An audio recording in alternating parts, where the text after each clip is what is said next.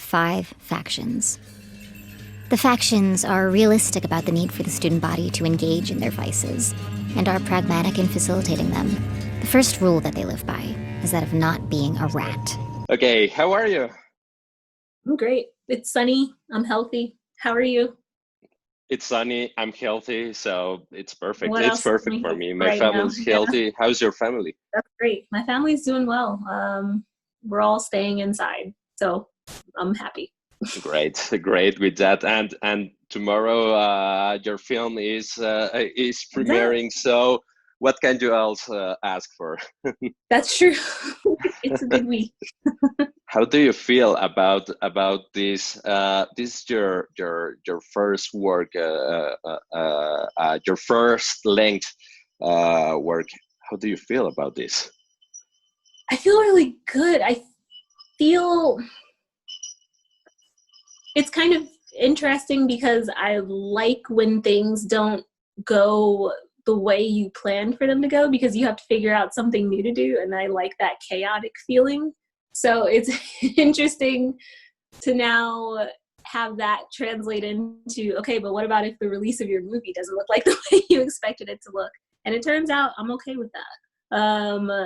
I kind of like this thing where we do press. I get to just stay at home and talk to everybody all around the world. That's good. And I'm just sort of, it's kind of terrifying and thrilling how many people are going to watch the movie. So I'm also a little bit terrified. Yeah. Overall, feeling great. How was the experience for you? This is not the first time you are behind the camera, but this is the first time with this is your opera prima. How do you feel about this? How it was the experience for you? It was really good. I felt really supported throughout the experience, because even though it was my first feature, I worked with a lot of, like, my department heads had worked on features before, and nobody, my producers were great. Our investors were so, what's the best word? Like, it felt like such a communal experience that I never felt like I had to do, like, I never felt like anybody was just waiting for me to fail. I felt like everybody was there, like, waiting to, like, they just wanted to help everything work, and they wanted to help me make everything work, and they wanted to help the story be great, and they wanted to help everyone succeed. So it felt really, it was like a really fulfilling experience in that way. And also just like working and collaborating with my department heads was incredibly rewarding, to see people take my ideas and just make them better. It's kind of, it like releases the weight, or it takes some of the weight off of you because you can work with others. So it was fun. Tell me about the story.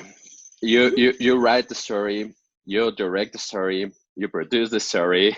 It's like, it's the best way to begin in the cinema. Yeah. Tell me, first of all, about the story. Where does it come from?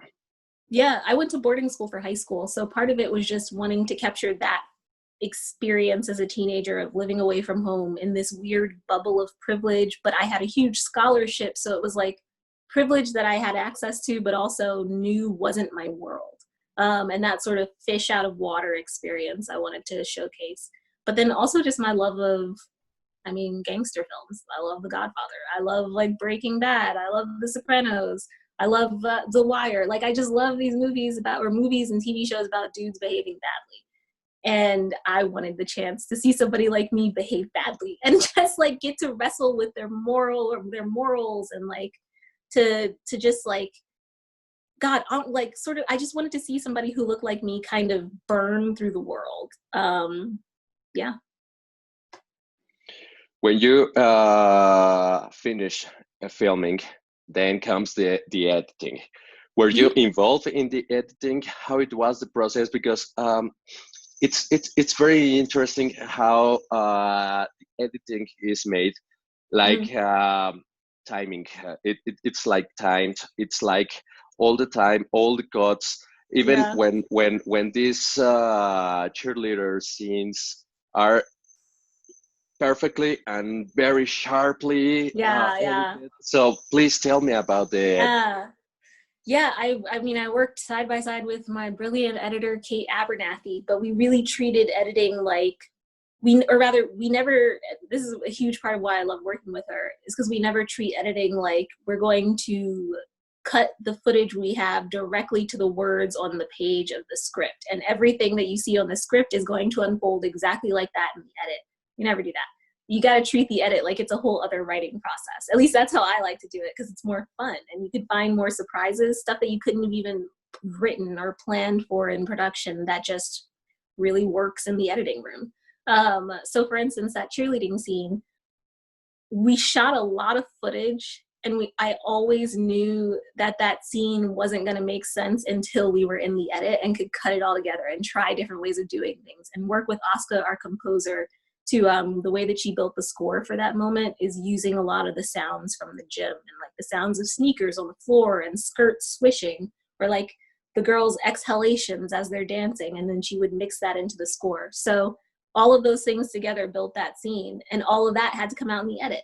So it really is about leaning into or for me, it's about leaning into the idea of the edit as being another part of the writing process, and really allow the story to change if it's going to, and it did in great ways. It's beautiful. I like so much the editing, but also the places where you put the camera when you are on the set.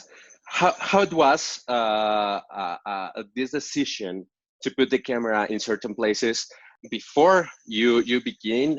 You made a shooting script, or you came to the set and you put the camera on in that moment and you said here because the sun, because of all of these magical elements coming together. Yeah, how it was for you?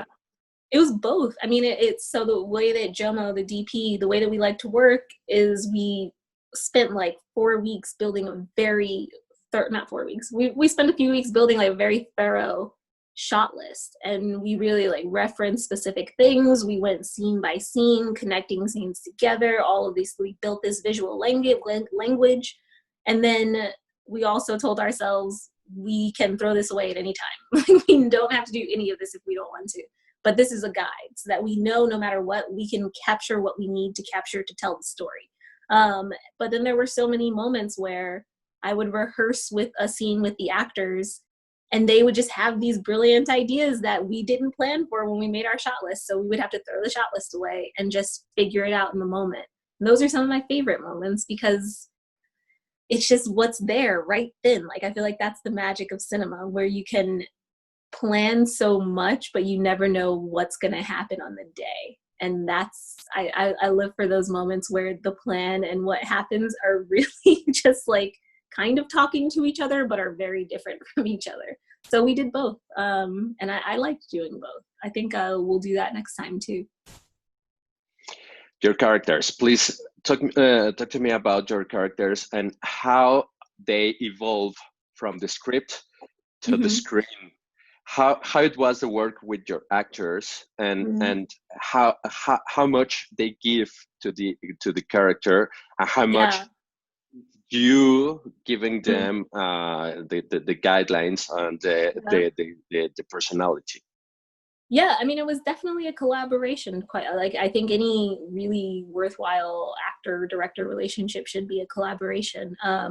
Like, we chose these actors because of the actors. And so I was really open with them and upfront, like, I want you to feel free to bring your you-ness into these characters. Like, I want them to feel like, I want you to feel like you have complete ownership over this person, over this character, because you are embodying it. It is you for now.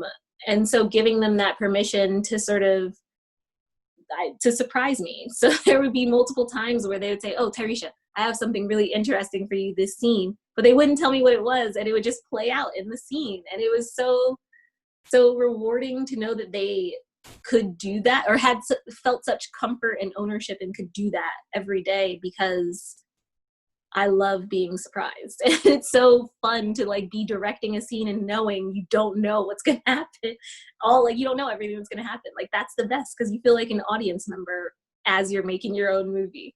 So it was really a collaboration. They brought themselves to the roles, and They made the roles better. And I think that, like, particularly with stories about kids or teenagers, if you're an adult writing those stories, it's very important to allow the actors to make those characters actual teenagers and actual kids, because no matter how we try, there's something like in the way a teenager will hold their body, or just the way that they'll like literally say words out of their mouths that you can't even write on a page. It's just lived experience. So I wanted to lean into that, and lean in we did. This is your first film, and already Amazon has it, and it's not just gonna show it in America. It's gonna show it all over the world. Everybody will be able to watch this. How do you feel about this? And that was amazing. How it was how it was the approach to Amazon, first of all. So the Amazon, that happened right after like a month after we premiered at Sundance in last year, and it felt really easy to say yes, because I knew I wanted the movie to be seen by as many people as possible, and I knew that I wanted like teenagers who live in the middle of nowhere to get the chance to see this movie and to feel something for it, or to like I just wanted it to get out there, and this is out there. This is really getting out there. I try not to think about it too much, because then it becomes like a little bit daunting thinking about all the places the movie's available. But it's exciting. It's a dream come true. Truly, it really is.